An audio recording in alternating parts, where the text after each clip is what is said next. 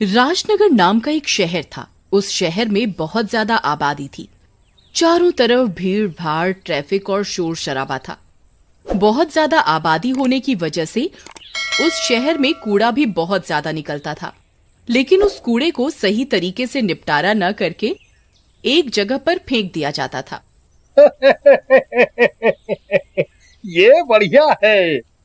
अपने शहर में कूड़ा घर पास में ही है। कूड़ा फेंकने बाहर नहीं जाना पड़ता।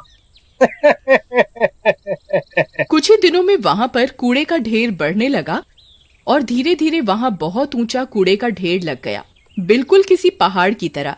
उसी कूड़े के ढेर पर बहुत से गरीब लोग कूड़ा बीनने जाते थे, जिससे उन गरीबों का घर चलता था। एक दिन सूरज नाम का आदमी वहाँ कूड़ा बिन रहा होता है। तभी उसे वहाँ कुछ पड़ा हुआ दिखता है। वो काफी चमक रहा होता है। वह एक सोने की ईंट जैसा दिख रहा होता है। अरे अरे अरे वाह, ये क्या पड़ा हुआ है? लगता है गलती से किसी ने इसे कूड़े में डाल दिया है। इसे उठा लेता हूँ। बाजार में इसके अच्छे पैसे मिल जाएंगे और मैं आज ढंग का खाना खा लूंगा।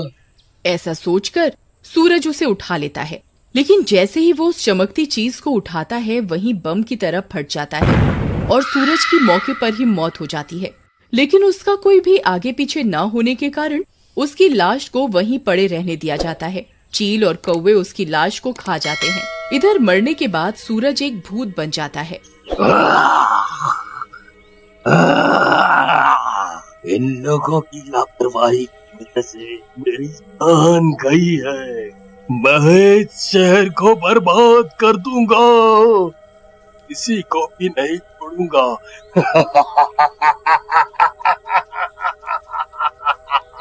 सारा पैसा लूट लूंगा।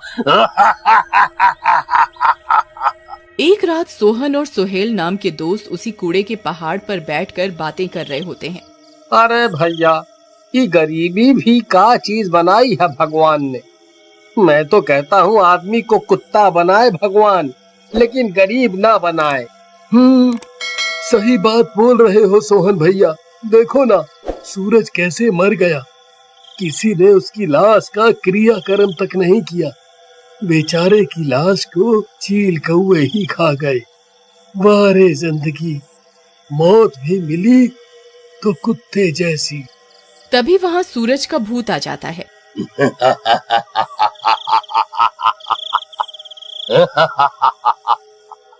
लगता है तुम दोनों मेरी ही बातें कर रहे। मौत तो मुझे जरूर मिल गई, लेकिन शांति नहीं। मेरी मौत इसी कूड़े के कारण हुई है। मैं अब इस शहर को और यहाँ के लोगों को भी कूड़ेदान और कूड़ा बना दूंगा।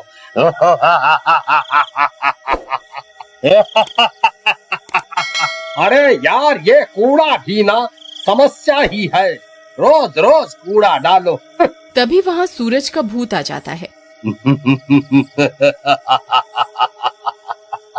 आज मैं तुझे तेरी जिंदगी की समस्या से आजाद करा दूंगा। कौन कौन हो भाई तुम? और मैंने तुम्हारा क्या बिगाड़ा है और मुझे क्यों मारना चाहते हो? तुम ही क्या, जो भी इस शहर में कूड़ा फेंक रहे हैं और गंदगी फैला रहे हैं, उन सब ने मेरी जान ली है और मैं किसी को जिंदा नहीं छोड़ूंगा।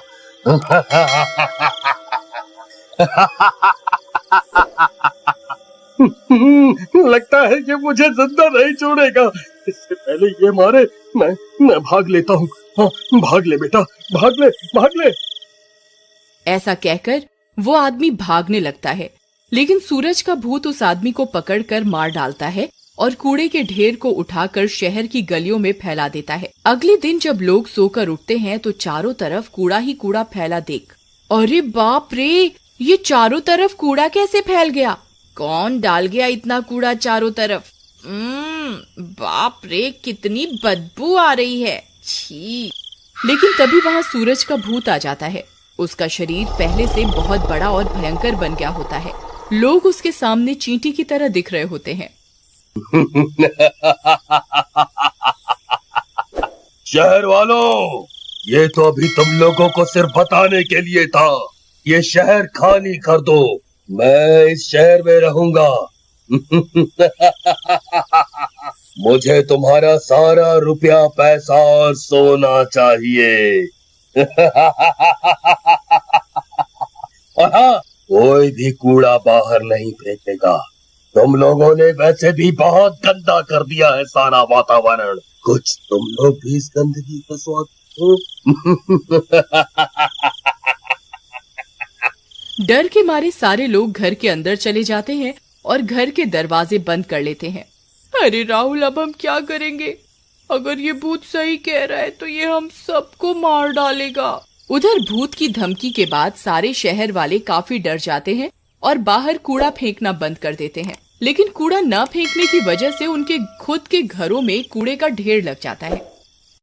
ये सोचकर सारे शहर वाले एक जगह जमा होते हैं और अरे भाई लोग, ये कूड़ा तो अब समस्या बनता जा रहा है। हम लोगों के घरों में भी कूड़े का ढेर लग गया है।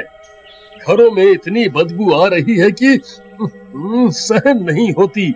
ऐसा ही रहा तो हम भूत के हाथों मरे या ना मरे, लेकिन गंदगी से जरूर मर जाएंगे।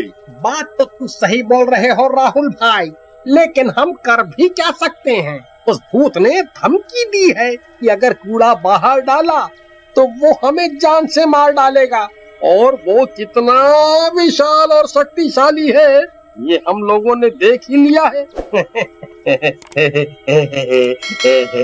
मरोगे मरोगे, सब शहर वाले मरोगे।